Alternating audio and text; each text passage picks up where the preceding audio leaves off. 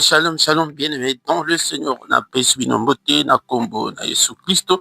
Tokutani susu na pokwa lelo dans l'intercession du soir avant de se coucher en paix avec le Seigneur Jésus-Christ. Toye pete tobondela totika butu na biso na maboko na Nzambe.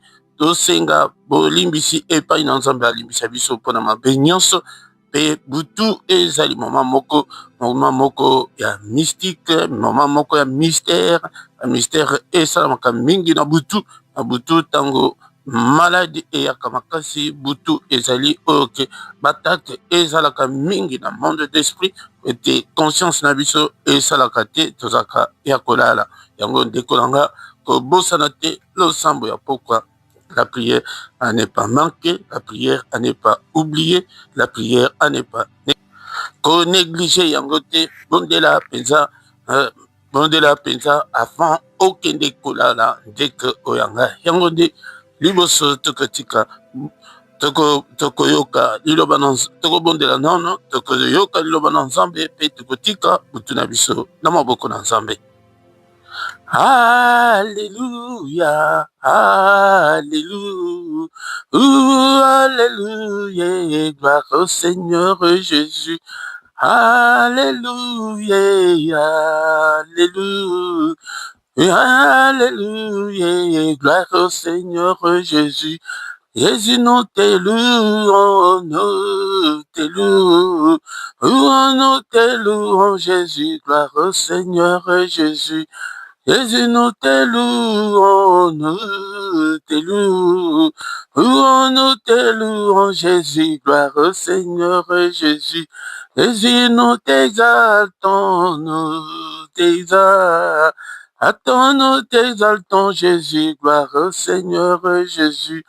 Jésus, nous t'exaltons, nous t'exaltons, Jésus, gloire au Seigneur Jésus.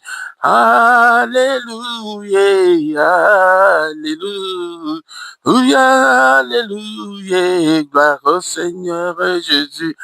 Alléluia, alléluia, alléluia, gloire au Seigneur Jésus. Jésus, nous te louons, nous te louons, Jésus, gloire au Seigneur Jésus. Jésus, nous t'acclamons, nous t'acclamons, Jésus, gloire au Seigneur Jésus. Jésus, nous t'acclamons, nous t'acclamons, Jésus, gloire au Seigneur Jésus. Jésus, nous t'acclamons, nous t'acclamons, Jésus, gloire au Seigneur Jésus. Nzambe na ngai napesa yo nini, Nzambe na ngai napesa yo nini, we na ngai napesa yo nini, Yawe na ngai napesa yo nini, we na ngai napesa yo nini, Nzambe na ngai napesa yo nini, we na ngai napesa yo nini, Yawe na ngai napesa napesi yo bomoi na ngai, Nzambe na ngai napesa yo nini, mbe na ngai napesa yo nini, Nzambe na ngai napesa yo nini, pesi yo bomoi na ngai, Nzambe na ngai napesa yo nini, we na ngai napesa yo nini, Yawe na ngai napesa, napesi yo bapasi na ngai, Nzambe na ngai napesa yo nini, we na ngai napesa yo nini, Yawe na ngai napesa yo nini, we na ngai napesa yo nini, Yawe na ngai napesa yo nini, we na ngai napesa yo nini, Yawe na ngai napesa yo si yo bomoi na ngai, Nzambe na ngai napesa yo nini, we na ngai napesa yo nini, Nzambe na ngai napesa, napesi yo libota na ngai, Nzambe na ngai napesa yo nini, we na ngai napesa yo nini, Yawe na ngai napesa, napesi yo libota na ngai, Nzambe na ngai napesa yo nini, we na ngai napesa yo nini, Yawe na ngai napesa yo nini, mbe na ngai napesa yo nini, Yawe na ngai napesa yo nini, we na ngai napesa yo nini, Yawe na ngai napesa, napesi yo libota na ngai, Nzambe na ngai pesa yoni, wenanga ina pesa yoni ya wenanga ina pesa, na pesi yo lingomba oyo nzambe na ngai na pesa yoni, wenanga ina pesa yoni ya wenanga ina pesa. Pesi yo bomoi na ngai nzambe na ngai na pesa yoni, wenanga ina pesa yoni ya wenanga na pesa yoni. Oh mon Dieu, tu es bon, oh mon Dieu, tu es bon, oh mon Dieu, tu es bon pour moi, tu es. Oh mon Dieu, tu es bon, oh mon Dieu, tu es bon, oh mon Dieu, tu es bon pour moi, tu es. Oh mon Dieu, tu es bon, oh mon Dieu, tu es bon, oh mon Dieu, tu es bon pour moi, tu es. Oh mon Dieu, tu es bon, oh mon Dieu, tu es bon, oh mon Dieu, tu es bon pour moi, tu es. Oh mon Dieu, tu es bon, oh mon Dieu, tu es bon, oh mon Dieu, tu es bon pour moi, tu es bon. Topamboli nzambe oyo apesi biso bomo, nzambe oyo apesi biso pema mokolo oyo lelo, nzambe oyo amonisi biso susu mbula ya sika, tokumisa ye topambola ye po ete azali mosantu, moko te oyo akokani na yo papa, moko te aza lokola yo, moko te oyo akobikisa lokola yo, moko te oyo akokangola lokola yo. Napa na pamboli yo na pokwa lelo po ete ozali nzambe ya bomoi na nga. C'est lui qui a tout créé, bien-aimé dans le Seigneur, que le parole ne te manque pas ce soir pour élever ce Dieu, pour exalter notre Dieu. Il a tout créé, des visibles et des invisibles. À lui soit la révérence, la gloire, la splendeur et l'honneur pour des siècles et des siècles. Va pas tout tomber, n'élève kombo na yo, nakata ndako, nakata binanga, ndeko nanga tombo na ye, nandako na yo, na bombo na yo, na ba problème na yo, na ba maladie na yo, na ba passe na yo, tombo na ye, mais azali malam, tant que ozana bombo. Ezali bakufi te bakoko tokumisa ye, ezali biso bato toza na bomoi tokumisa ye, tosanjola ye. Alléluia. Bakufi bakoko kumisa ye te, tokumisa ye. Le revenu, oh, les vrais adorateurs adoreront le Père en esprit et en vérité. Cette heure-là, c'est maintenant. Yango kumisaka nzambe, sokolingo mona monene na nzambe, kumisaka ye tango nyonso, bapsome ezali ebele, ya louange, ya adoration ezali ebele, ya kuadore nango nzambe, adoraka ye na baloyembo. Kobanda psaume 145 tina 150 ezali bapsaume ya louange, ya kolouer ye, ya koexalter ye. Alléluia. Du lever du soleil jusqu'à son couchant, que le nom de l'Éternel soit élevé. Nanda kunanga, na ma difficulté nanga, na ma problème nyonso, na élevé kombo na yo. Papa, même si nous sommes infidèles, mais toi tu es toujours fidèle, tu ne peux en aucun cas régner ton nom. Ton sang jolio, na pambolio, onambula, yasika papa, était ébélé, Seigneur notre Dieu. Bakufi na mbula oeleki ba mususu pe to bandi na bango mbula oyo bazali susu na bomo ete papa na leki bango te to leki te ba bazali na bomo na après-midi alelo na pokwa lelo zo dépendre na ernini oyo kolanda lo sambo oyo bondela lo sambo ya avant ya kokende kola l'intercession du soir avant de se coucher en paix avec le Seigneur Jésus-Christ. Alléluia. Papa do pambolio to zokumisa yo eko élevé monene na yo qui est comme toi Seigneur, nul n'est comme toi. Tu es grand et ton nom est grand par ta puissance, ton nom est grand. Alléluia. Papa do pambolio Seigneur notre Dieu qui ne te craindrait, roi des nations, c'est à toi Seigneur que la crainte est due, car parmi les sages des nations et dans tout le royaume, nul n'est semblable à notre Dieu, nul n'est semblable à lui. Yango de yekola pe losambo soki tamosusu ozali na ebandeli losambo ya lisanga bakendeke ndenge mokambi azali kopesa sujet kokende te na basujet mosusu awa tozali kobondela me tozali mpe koyekola. Alléluia. Ça c'est bien aimé dans le Seigneur. Tous ensemble, mon ensemble, na bomo na biso. Papa, si tu gardes les souvenirs des iniquités qui pourraient subsister, mais le pardon se trouve auprès de toi afin qu'on te craigne. Pardon, Isali Bobele Painayo.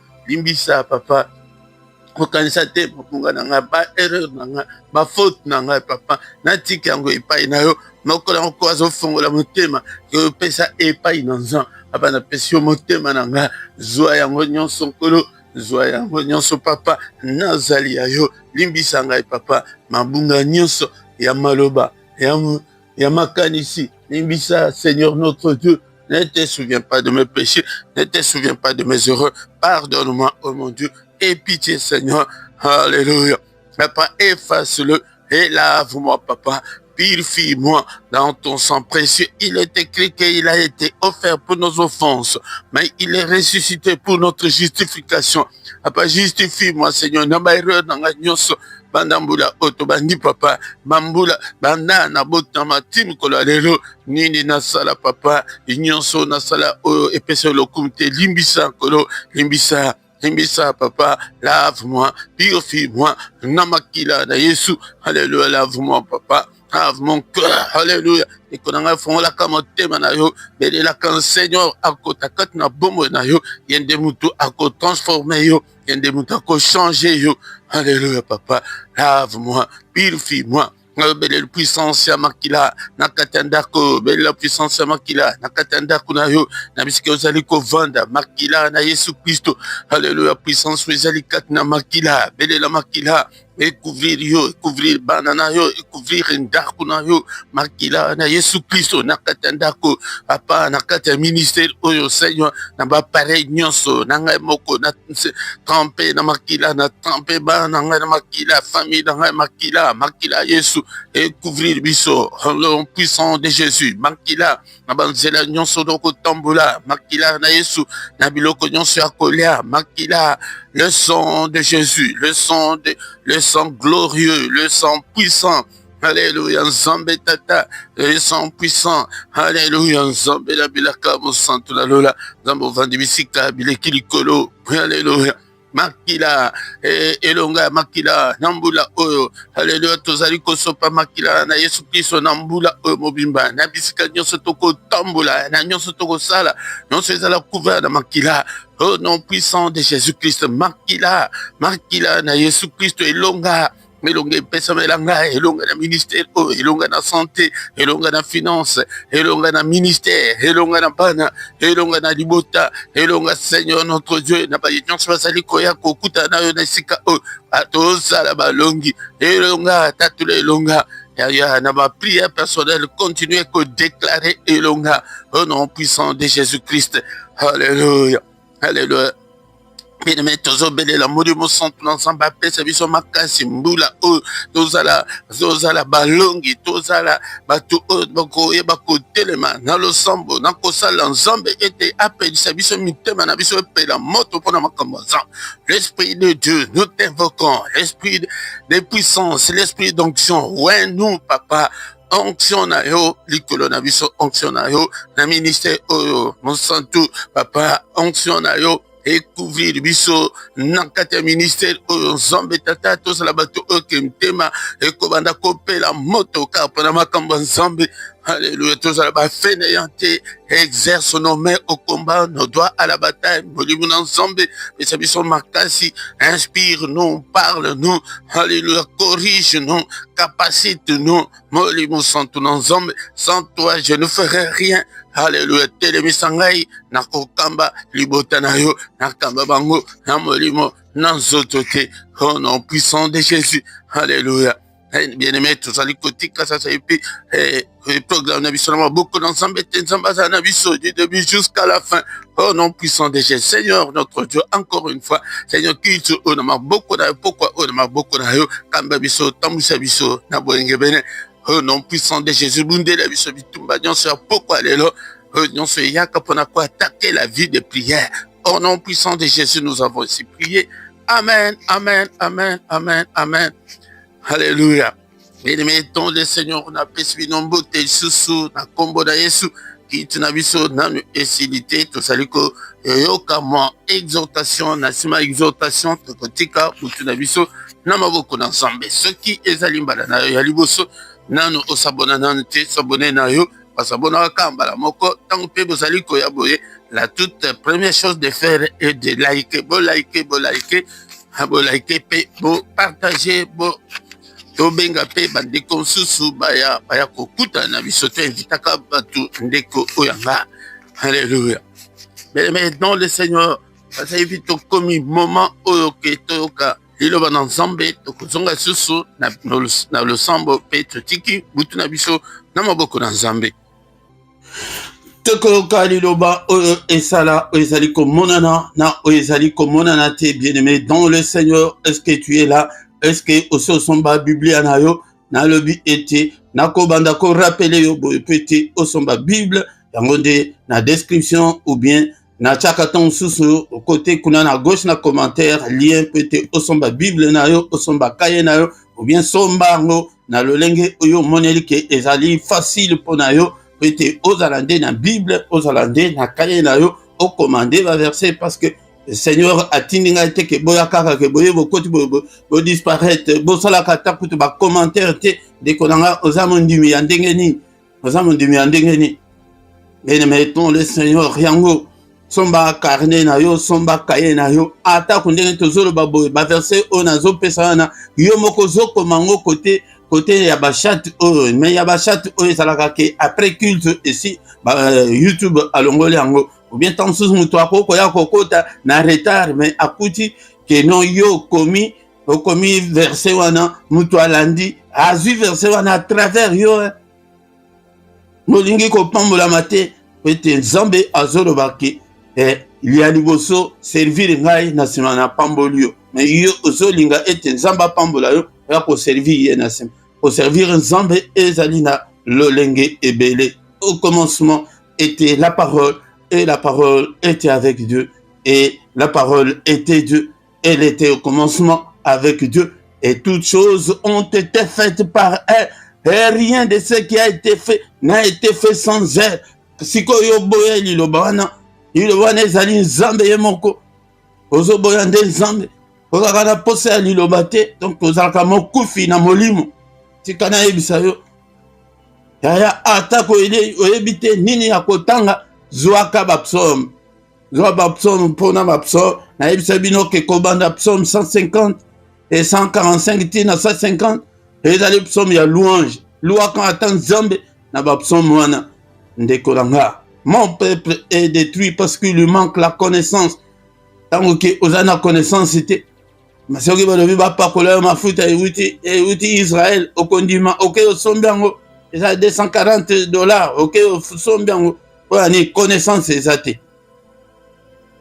Mais soki oza na connaissance okoyeba ke elika na ngai kaka epai na Yesu.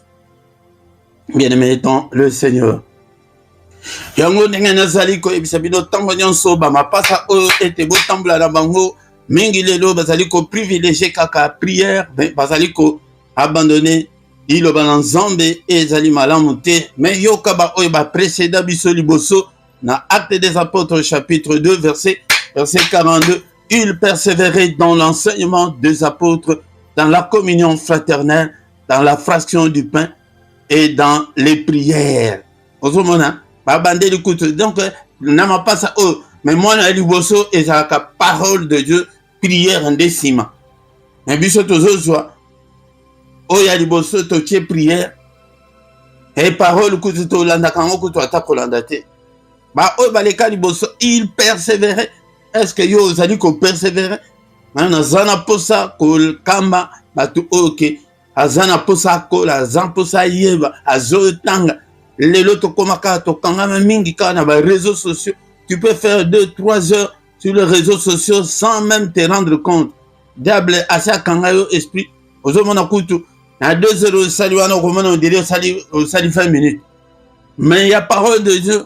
On dirait tout ça exhortation et ça ramuke sur 15 minutes.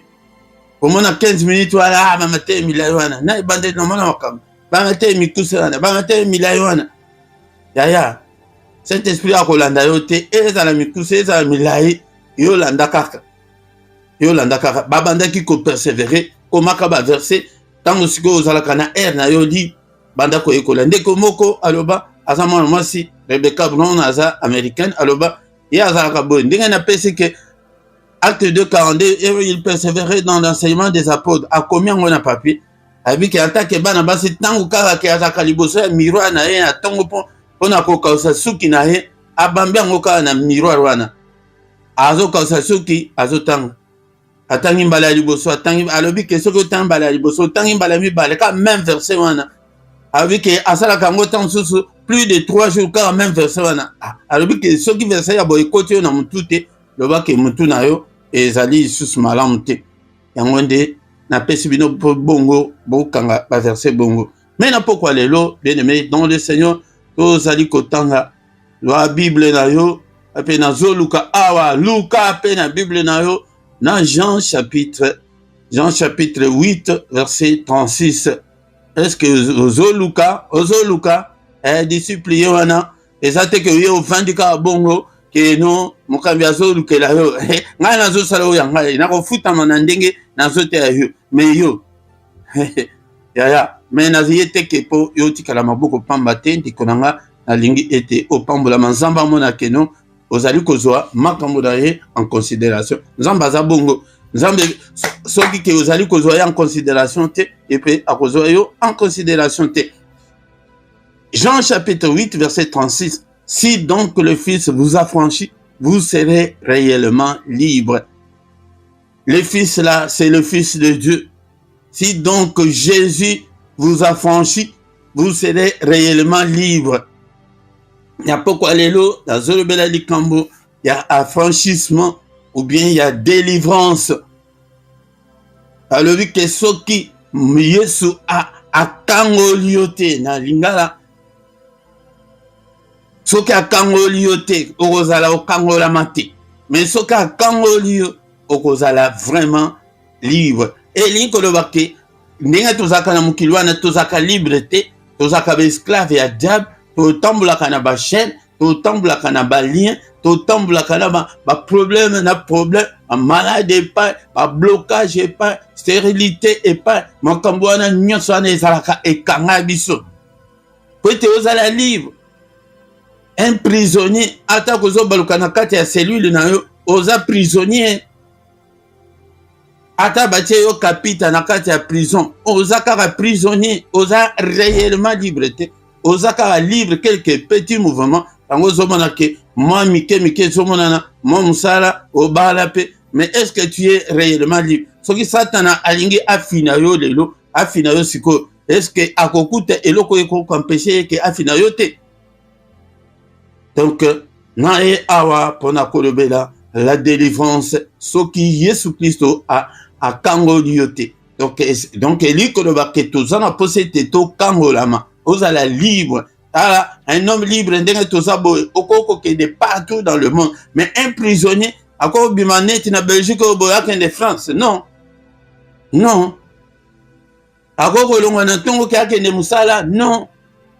Yango ozomona ke stoki ke ozana no kangolama te oza limité. Yango nde makambo na ekobete la société na pokwa lelo tu es limité si Christ ne t'a pas encore affranchi. Si Christ ne t'a pas encore délivré, tu es limité. Malade wana eko comporter yo.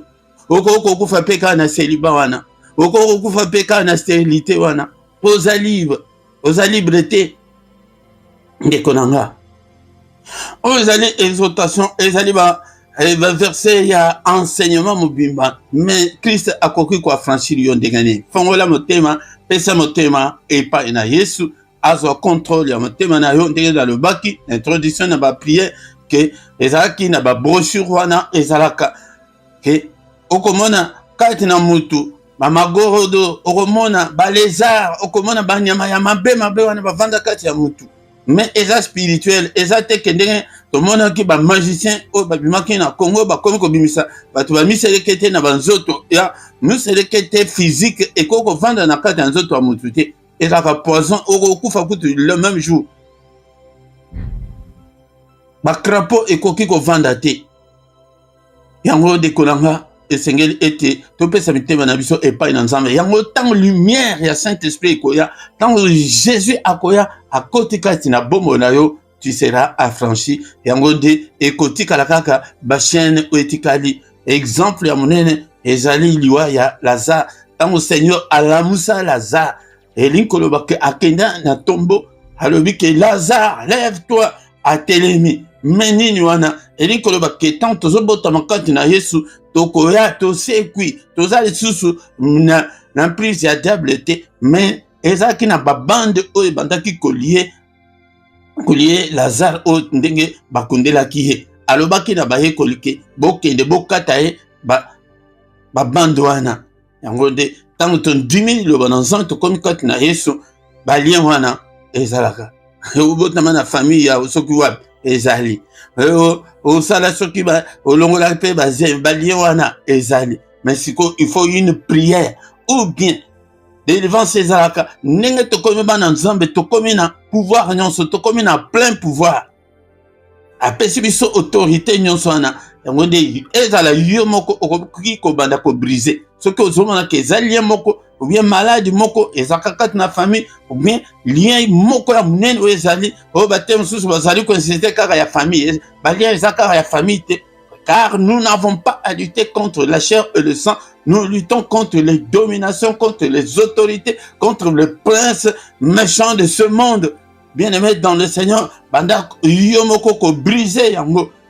Ou bien ce que moniko bondele zo simbate, luka musali na nzambe. Benga musali na papa tala na famille na biso ezalaka bo. Yo komona ke ezali musaya agoganga pamba soki penza azali nzambe ndenge alobaki na bayekolike bokende bokata Lazare basinga. Et où Seigneur appelle ce ordre. Seigneur, ne nous azali ko franchi, mais à travers son serviteur, à travers même toi-même.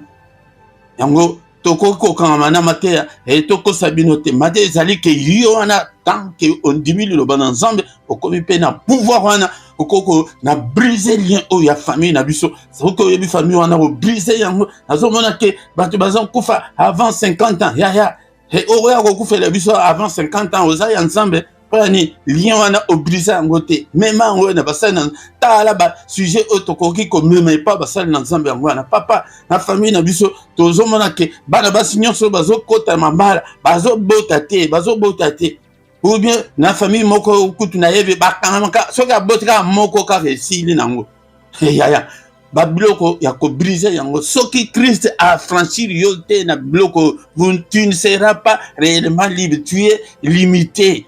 Yango nde lité ya poko lelo ke soki Christ a franchi yo te oza limité ozokoma ya nzambe Lazare so sekwi mais babado bakanga ki yo na mutu na mnoko ezali moya olo bezati moya tele meza bakanga makolo bakanga maboko ala muki kopola nyonso wana otozaki nango kati na mukili esili okomi ya nzambe. Est-ce que tu es réellement libre? Est-ce que bana na yo bazali libre? Est-ce que libala na yo ezali réellement libre? Ya baliem sous ezali ya libala et que au monde que na famille bobala kate ya o briser lien wana ya célibat que ngana koti na libala o na kovanda na libala nanga au nom de Jésus. To silisi awa na pourquoi lelo si donc le fils vous a franchi ça là qui camarade na Jésus-Christ était yende à franchir yo au PC motema mais yo moko banda ko bande la poda yo moko yango de biso intercesseur to benga kango auto délivrance yo moko banda ko buka ngo na munoko wana kaka soko monike ezo buka na te zo monake likam songo les ali ko persister luka basal na nzambe papa talabo e musol na nzambe talabo yepe ako bondela ndenge ba potre bakende ki bakati basinga Seigneur azaki wana telemia ye moko te muto akende ki ko longola basinga na lobi na basali bazali ti lelo yango nde bondela kupona bongo. Merci le roi de roi, merci le Seigneur de Seigneur. On a exaltation, oya pourquoi lelo, que ton nom soit loué, que ton nom soit glorifié. Merci papa, que ta parole habite en nous abondamment, que ta parole habite en nous dans toute sa grandeur, dans toute sa puissance, au nom puissant de Jésus. Merci le roi de roi, merci papa, dilo banayo et vanda katnanga, papa pesra makasi yana persévérer, nenge précédent biso il persévérait dans l'enseignement, n'a persévéré dans l'enseignement, n'a persévéré dans la prière aussi. Kaka na enseignement kaka te mais na prière. Mais tala yo ozala ka kuto ya koluka au mona na kate ozali na yo kaka bongo bongo non wana ezali persévérance te ezali ke ozoya kaka soki motema na ye elingi ou bien soki temps et permettre yo yaya atako soki omoni ke ozobela yaya elalala kaka na se wana ndenge ozaleli wana ozoprie kaka bongo nzambe kangola ngai na bapasi oyo yango moko na moko azobondela mpona bongo na ye nakosenga la délivrance. Seigneur, délivre mon âme, délivre mon esprit, délivre mon corps. Alléluia, dans tous les domaines de mon corps. Papa, lié mon côté kanga nzoto nanga, lié mon côté kanga âme nanga, lié mon côté ekanga esprit nanga. Pourquoi les autres obondela dans Jérémie 23 verset 29 où le Seigneur dit: ma parole n'est-elle pas comme un feu, dit l'Éternel, comme un marteau qui brise le roc. Alléluia. Tozobele la parole en zambe ya moto et tout baba dienyo se kandibomo ila biso moto na zambe etika ka côté na mabanga et tozali komona ngo na offrande ya Eli moto etumbaka na mai ya nzambe moto na biso na mai ekufaka me oyo ya nzambe na mai kutu ekufaka te na mabanga kutu etumba na sacrifice etumba na mabanga ezikisa nyonso le feu de Dieu bondela verset au bondela on a yango mikolo nyonso et Seigneur n'est-ce pas toi qui as dit que ta parole est comme un feu.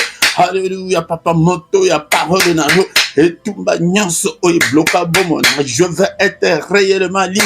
Papa, banvoute nyonso ezika maladie ezika au nom puissant de Jésus. Moko akobondela mpona bombo na ye na pokwa lelo moto etumba nyonso ezali kobebisa foyer na ngai ezali kobebisa bana na ngai ezali kobebisa famille na moto etumba misala nyonso ya sorcellerie ya famille na ngai surtout na kindoki ya famille wana nde bakela bango moto oyo mikolo nyonso baprison na bango activité na bango nyonso ya kindoki ya famille na ngai yamba moto nom de Jésus moto na nzambe na kombo na Yesu moto nom de Jésus Christ.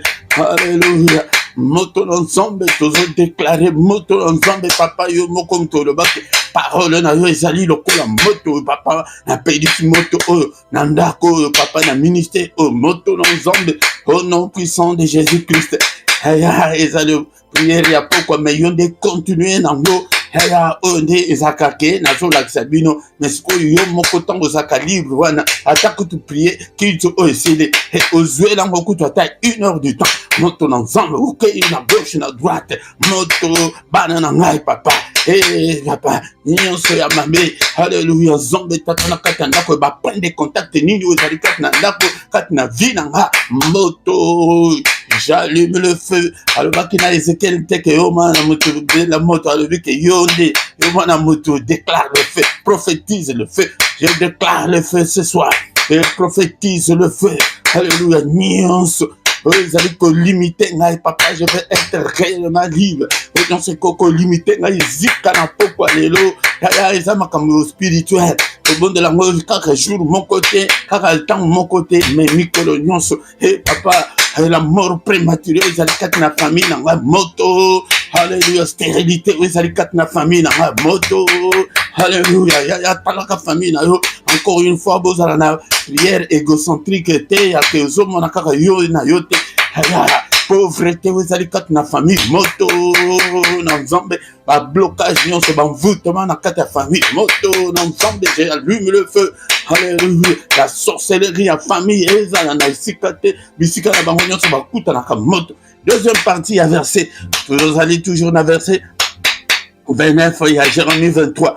Alléluia. Et ma parole comme un marteau qui brise le roc.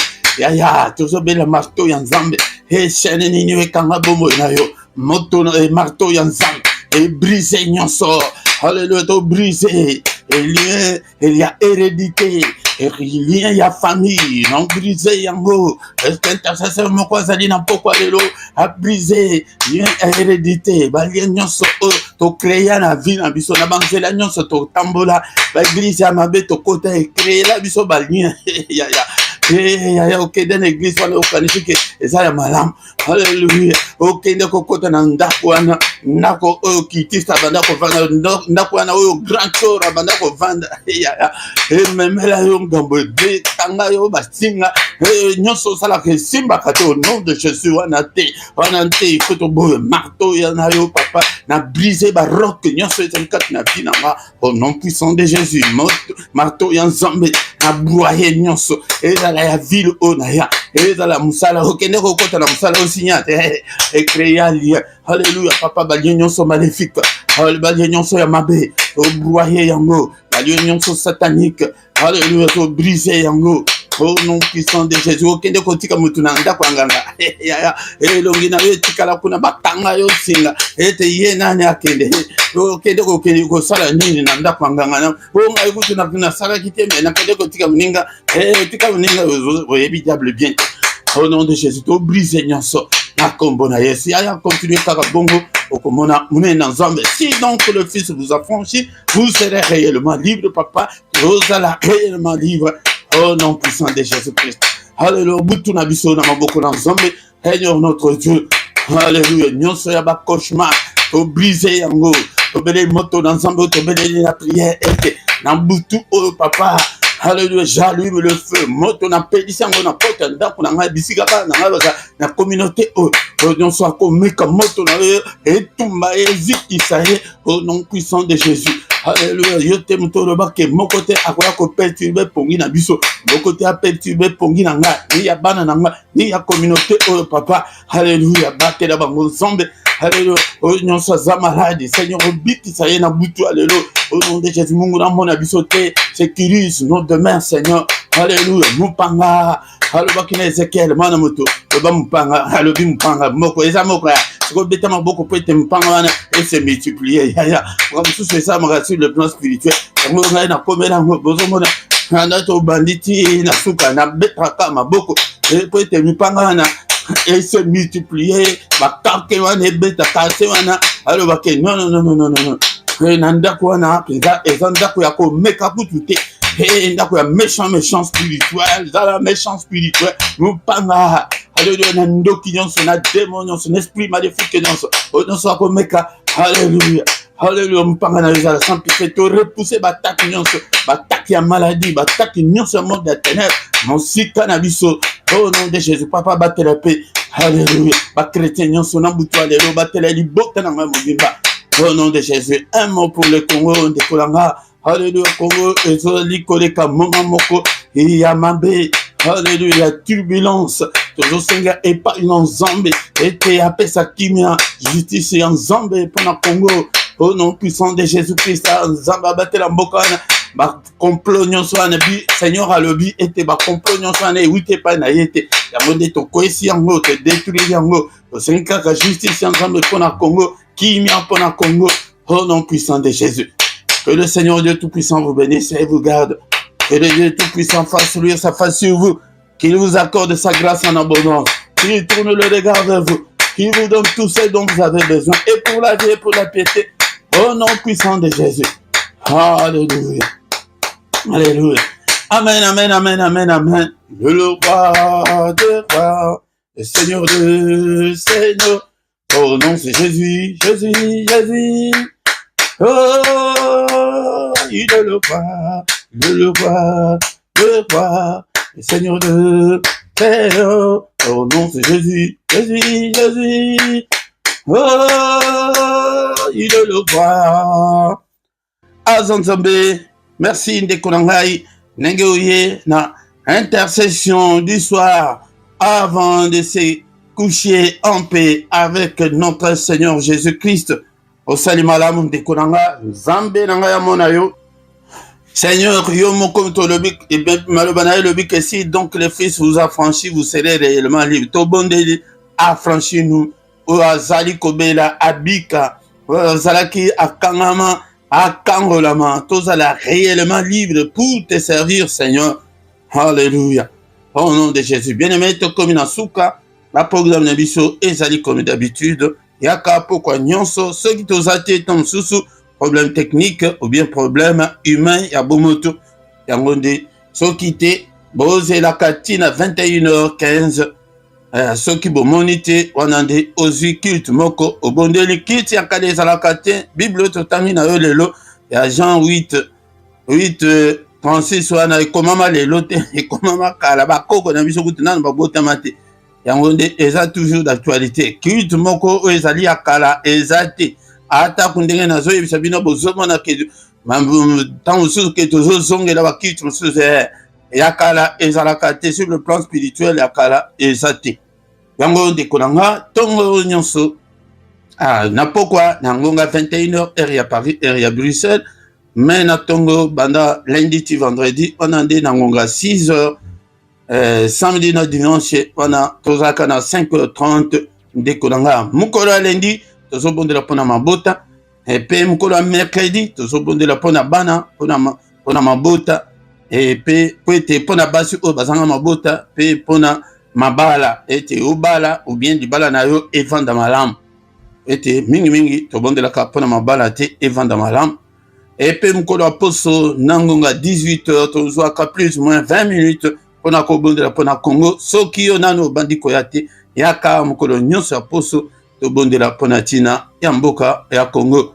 Okokuta na description okuta bacoordonné na biso nyonso ezali kuna, epe okuta bacoordonné bancaire pe ezali, bosunga pe mosala nzambe.